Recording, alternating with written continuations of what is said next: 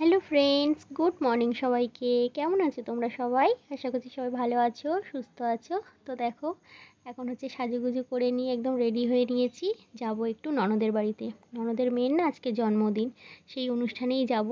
তো স্নান সেরে পুজো টুজো সব কিছু দিয়ে নিয়ে একদম রেডি হয়ে নিয়েছি, নিয়ে এখন শুধু এই চুল ছানাটাই বাকি। আর ওদিকে আমার দুটো ছেলেও রেডি হয়ে গেছে, বর রেডি হয়ে গেছে, সবাই একসাথেই বেরোবো। আর মা বাবা তো হচ্ছে কি যে সকালবেলা তাড়াতাড়ি করে চলে গেছে।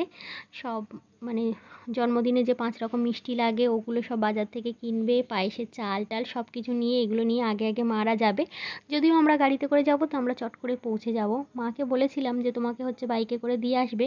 মা আর বাবা বলছে না না, আমাদের হচ্ছে টুকটাক কিছু জিনিস কেনার আছে, আমরা একবার দিয়ে বাজার দিয়ে কিনে নিয়ে একবারে অটোতে উঠে চলে যাব। তো আমি যেখানে ভাড়া ছিলাম, তোমরা তো অনেকেই জানো যারা আমার ভিডিও দেখো, আমি যেখানে ভাড়া ছিলাম সেখানে একদম সামনে আমার ননদের বাড়ি ছিল। কত সুন্দর জায়গা গো ওইখানে, জায়গাটা এত সুন্দর না, এত ফাঁকা জায়গা, আর ওখানে পরিবেশটা এত সুন্দর, মানে যে যাবে তারই ভালো লাগবে। ফাঁকা চারধারে, আর চারধারে শুধু হোগলা বন। কী সুন্দর জায়গা, মানে মন ভরে যাওয়ার মতন জায়গা। তো ওখানে গেলে না আমার এমনিই ভীষণ ভালো লাগে, চারধারের পরিবেশে। আর ওখানের মানুষজনও ভীষণ ভালো। তো সেখানেই আজকে যাব। তো তার জন্য দেখো চুলটা ভালো করে ছেনে নিই। যদিও কিছু রকম হেয়ার স্টাইল করবো না, তাও একটা খোপা করব। আর এই শাড়িটা একদম নতুন শাড়ি, আজকেরই হচ্ছে কি যে পরলাম প্রথম। এটা কিনেছিলাম হচ্ছে বিয়েবাড়ি আসবে, বিয়েবাড়ি যাবো বলে। তো ওই জন্য করে হচ্ছে নতুন কিছু শাড়ি কাপড় কিনেছিলাম।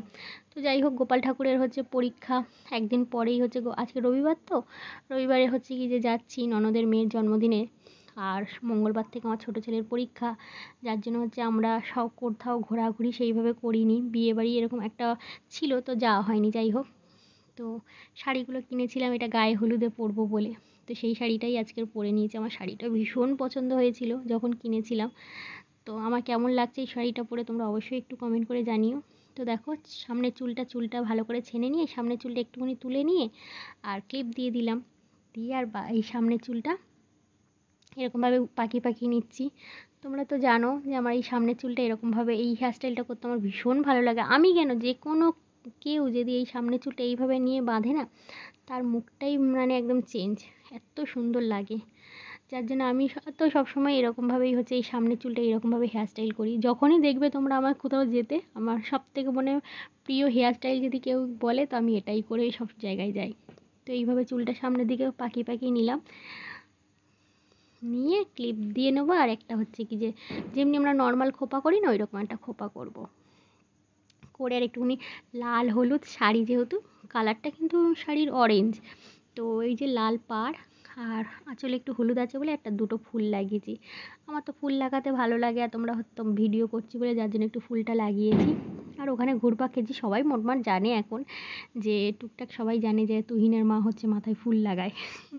যদিও ফলস ফুল, সবাই বলে কি গো সত্যিকারের ফুল লাগিয়েছে? আমি যে না না বাবা, সত্যিকারের ফুলের যা দাম, সত্যিকারের ফুল কি লাগাবো, 20-30 টাকা এক একটা ফুলের দাম। ওর থেকে 20 টাকা দিয়ে একটা ফুল কিনেছি, 3-4 বছর ধরে আমার চলে যাচ্ছে। তো দেখো খোপাটা একটা করে নিলাম, এমনি নর্মাল বান করেছি, একটা গার্ডার দিয়েছি, নাহলে চুলগুলো ভসভস করে খুলে যাচ্ছে। আর এই যে এইগুলো হচ্ছে কি যে আমাদের হচ্ছে এই বাজারে কিনতে পাওয়া যায়, ওখান থেকে তো এনেছে, বহু দিন ধরে এই ভিডিও করে যাচ্ছি, যেরকম ফুল সেরকমই আছে। তো দেখো খোপাতে দুটো ফুলও লাগিয়ে দিলাম শাড়ি ম্যাচ করে। আমার তো বেশ ভালো লাগে মাথায় ফুল দিই, তো ওই জন্য করে লাগিয়ে নিলাম ফুল দুটো।